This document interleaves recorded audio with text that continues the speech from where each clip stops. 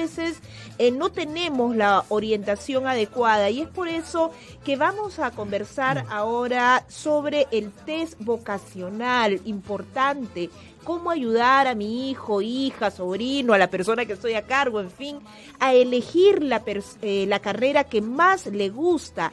Y por eso tenemos la presencia de Irene Hernández, educadora, especialista en casos de trastornos de aprendizaje y desarrollo. ¿Cómo estás, Irene? Bienvenida a Nacional. Muy bien, gracias. ¿Cómo están ustedes? Bien, bien. Un gusto tenerte aquí en la cabina, Irene, para que nos cuentes, por favor, y les cuentes a los padres de familia de qué manera se puede orientar hoy en día a los jóvenes para que puedan elegir responsablemente una carrera profesional que sea acorde a sus expectativas, porque hoy en día los jóvenes son muy exigentes, ¿no?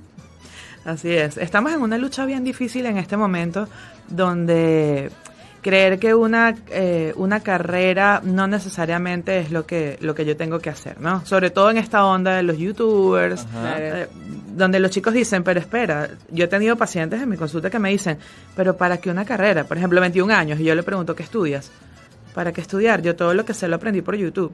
Además, no sé, yo soy mecánico y lo aprendí por YouTube, o sea, por tutoriales, etcétera. Ajá. Entonces, ante eso ya es uno de los primeros retos que estamos afrontando los padres, del cómo motivar a mi hijo a que estudie una carrera universitaria. Uh-huh. Lo cual también es complicado cuando creemos que las únicas opciones son las carreras tradicionales. Exacto. Hay un montón de opciones nuevas que los padres desconocen y que muchos chicos también, ¿no? Uh-huh. Pero los chicos que las quieren pues están mucho más cercanos a ella. Entonces yo como primera recomendación lo que diría es escuchar a tu hijo. ¿Qué es lo que realmente quiere hacer? Eso es lo primordial, ¿bien? Uh-huh. Porque a veces los niños desde que son chiquitos nos dicen lo que quieren estudiar, sí. pero digamos uno como que no les presta mucha atención hasta que llega el momento de tomar la decisión y dices, bueno, quiero estudiar, no sé, educación. Uy, no, vas a ser pobre toda tu vida. ¿Para qué vas a estudiar eso? Eso no es la carrera, no sé qué. O quiero ser, no sé, o no necesariamente una carrera, sino que quiero tener un oficio. Quiero tener simplemente pues un oficio, una ocupación, lo cual también es válido. Entonces hay que pararse en todos los escenarios. Realmente mi hijo necesita una ocupación, necesita una carrera técnica, necesita una carrera universitaria. Eso hay que entenderlo, ¿bien? Uh-huh. Entonces, escucharlo es importante. Luego, a veces la madurez emocional no está lo suficientemente apta como para que un chico pueda tomar una decisión. Y es ahí donde tenemos los primeros fracasos. Entras a la universidad y fracasas. En el primer ciclo ya te quieres retirar, no te va bien, te quieres cambiar de carrera, te das cuenta que esto no es lo tuyo. Uh-huh. ¿Por qué? Porque no hay la suficiente madurez. De pronto yo digo, quiero ser contador, ¿bien? Pero resulta que las matemáticas no es lo mío.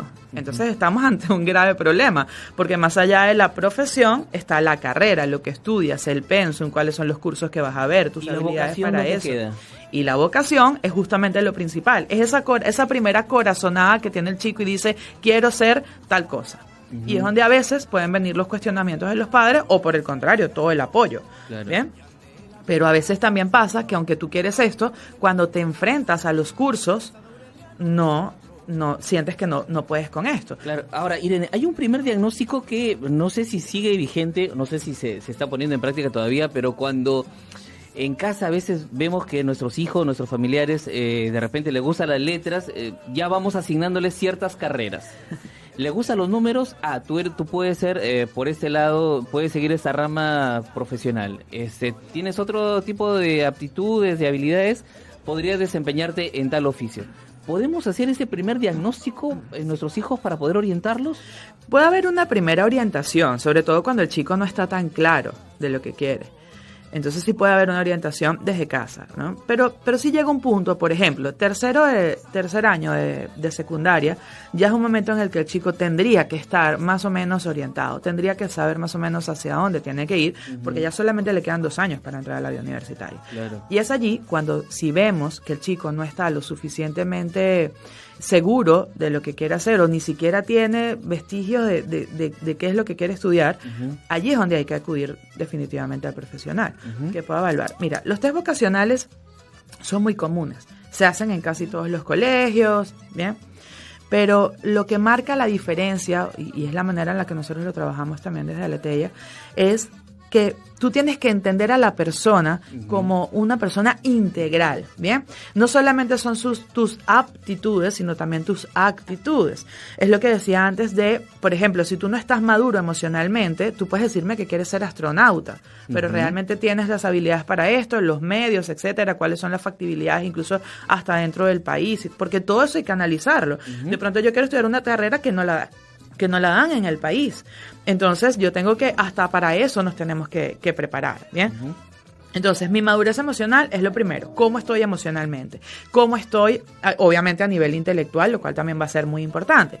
Y hay otro punto que para mí es fundamental y sobre todo esto es muy importante cuando hay chicos con diagnósticos como TDAH, diagnósticos como el Asperger, por ejemplo, que la socialización empieza a ser un factor difícil. Y yo, como digo yo, esas horas pasadizo, esas horas cafetería en la universidad son las horas probablemente más difíciles, ¿ya? Porque académicamente yo puedo estar muy bien, pero si yo no me sé desempeñar a nivel social, también voy a fracasar en la universidad. Entonces, este es otro punto muy importante a determinar. Y por eso es tan importante, incluso desde la época escolar, ahora hablar de habilidades blandas, ¿no? De toda esta situación que nos permite finalmente enfrentarnos a distintas situaciones en la época universitaria o fuera del colegio, ¿no? Absolutamente, son las habilidades que más hay que desarrollar desde la infancia, porque cada vez tenemos más la información cerca, ¿no? A un clic tú tienes la información que quieras. Ahora, el cómo determinas si lo que tú conseguiste cuando en ese buscador es lo correcto o no, si nada más voy a guiarme por el primero, digamos por el primer link que me aparezca, o si tengo que ir más allá, cómo investigar, cómo comparar. Todo eso es al final lo más importante, que tú me digas cuántas provincias hay en el Perú, cuántos ríos hay, cómo se llaman, todo eso lo consigo en internet. Ahora, ¿cómo sé yo discriminar cuál es la información real, verdadera, cómo la analizo, cómo la resumo, cómo la sintetizo, cómo la comparto, cómo soy capaz de hacer un trabajo en equipo, cómo cuando tengo que hacer una exposición, por ejemplo, en el colegio, ya tengo que sincronizarme con mis compañeros para, no es que tú haces esta parte, otra esta parte, otra esta parte, y cuando llegamos al colegio lo hacemos todo, que es lo más común, ¿no? Porque ahora por el WhatsApp todos los chicos con sus grupos hacen las tareas de esa manera, y hemos perdido todo ese contacto que es al final lo que nos podría pasar factura en la universidad. Sí, y por ejemplo, cuando nosotros tenemos a alguien que quiere estudiar medicina y las cuestiones económicas pueden no ser adecuadas en la familia para que pueda seguir esa carrera, ¿cómo encontrar el equilibrio? ¿Cómo generar que, a pesar de que tenga que estudiar quizás otra carrera, no hay ese desánimo en el proceso de formación en el estudiante, que también es algo que iría en contra, ¿no? Sí, claro. De hecho, tengo un caso muy, muy cercano con esa situación. Y lo más importante es que puedan ver con un psicólogo, con un especialista, que pueda ver realmente cuál sería tu segunda opción. O sea, algo que en lo que te sientas bien, porque al final es lo que vas a hacer toda tu vida. Entonces, definitivamente tienes que sentirte bien más allá de esos 5 años, 6 años de universidad. En lo que tú te puedas sentir bien, que sea una carrera afín, si es que económicamente o por la razón que sea, no puedes llegar a esa principal que sería tu vocación inicial. Claro, Irene, ahora, la edad perfecta o adecuada para poder hacer este primer diagnóstico puede ser tercer año de secundaria, porque a veces los padres de familia dicen, no, pero déjalo que llegue a cuarto o hasta quinto año, déjalo para poder... Que para descanse también, que descanse un año después del colegio. Ajá, claro, sí. ¿Qué hacemos en esos casos? Mira, el tercer año es el momento clave, sobre todo cuando ni siquiera tengo pensado ninguna idea de qué quiero hacer. Ya ahí es muy importante hacer una evaluación. No para determinar siquiera qué es lo que quieres estudiar. No, en ese momento, seguramente, si el chico en tercer año todavía no sabe nada, ni se imagina lo que quiere estudiar, no conoce opciones, etcétera, va a ser apenas el primer acercamiento. Y la evaluación seguramente va a arrojar que hay algún trabajo emocional por hacer. Es decir, que hay una inmadurez que hay que corregir para que entonces el próximo año, ya en cuarto, el chico sí tenga más claro lo que podría estudiar. Entonces, por eso, es como un signo de alarma. O sea, si en tercer año tu hijo todavía no tiene ni idea de qué quiere estudiar, es una alarma. Y hay que acudir a una evaluación para poder determinar lo que está pasando. Y luego, un año después de que se hagan trabajos terapéuticos, etcétera, un año después, ya en cuarto, podemos ver, hacer realmente el test vocacional y que sea confiable. Porque el test vocacional lo puedes hacer a cualquier edad, pero que sea confiable es el punto. ¿Qué le da la confianza, además de la integralidad que tú señalabas, que ustedes, entiendo, están proponiendo? Sí. Porque en realidad, como tú señalas, hay muchos lugares donde se hacen estos test, ¿no? Es que el test tú lo puedes hacer y es universal, lo corriges y te va a dar un puntaje, pero en función de cómo está ese chico a nivel emocional, cómo está ese chico a nivel social y cómo está a nivel intelectual, es como vas a poder realmente entender si es válido o no los resultados de esa evaluación.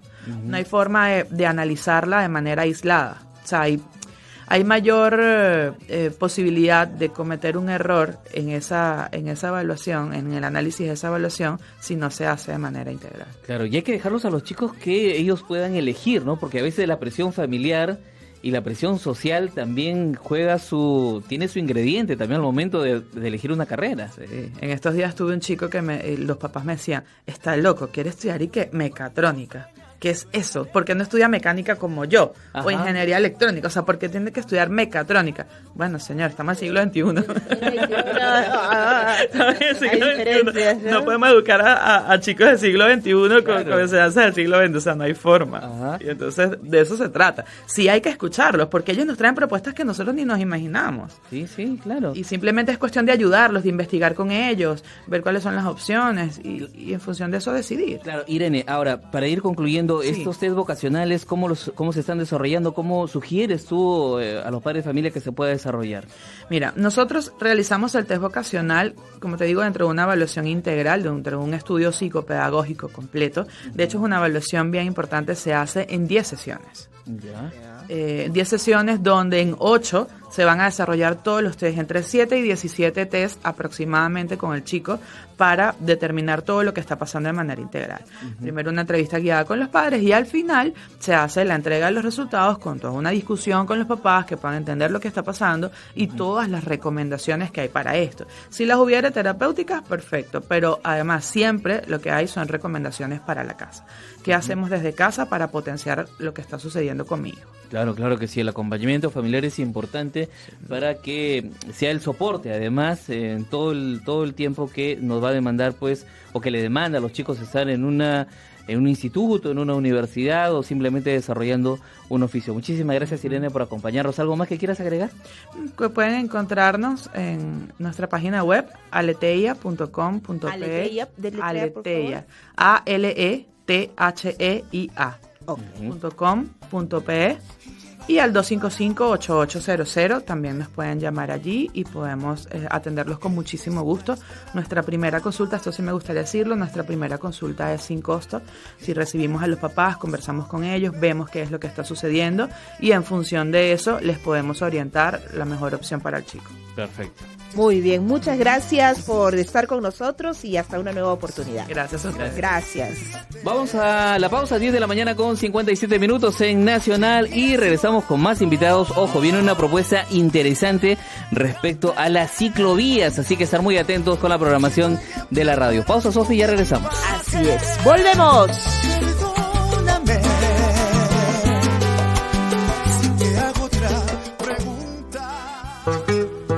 En Nacional sí hay jarana y se baila marinera. Con la música peruana se resbala cualesquiera. El verdadero criollo toca, canta y sabe vivir. Quiero, primo. Otra vez Avilés. La reserva de la tradición. Sábados y domingos a la hora del bitute. Al mediodía, puro criollismo con Lucia Avilés. Por Nacional.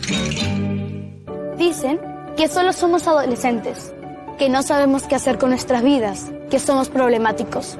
Pero una adolescente orgullosa de sus raíces chipivas llegó a ser lideresa en su comunidad. Los adolescentes estamos luchando por nuestros sueños. Estamos actuando ahora por un mejor presente y un mejor mañana. Somos la fuerza, la motivación y la energía. Ahora, ¿qué piensas de nosotros los adolescentes? Es un mensaje de UNICEF. nacional. Nacional. Soy nacional. Nosotros nacional. Nacional. Cuando te pregunten qué radio escuchas, yo, nacional. Las noticias más importantes de la coyuntura analizadas de manera distinta. Esto es Diálogo Abierto. Con Carla Jarada y Perla Berríos. La cita es con nosotras. Todos los sábados, de 8 a 10 de la mañana. Por Nacional. Segundo a segundo, las noticias como son, nuestros titulares.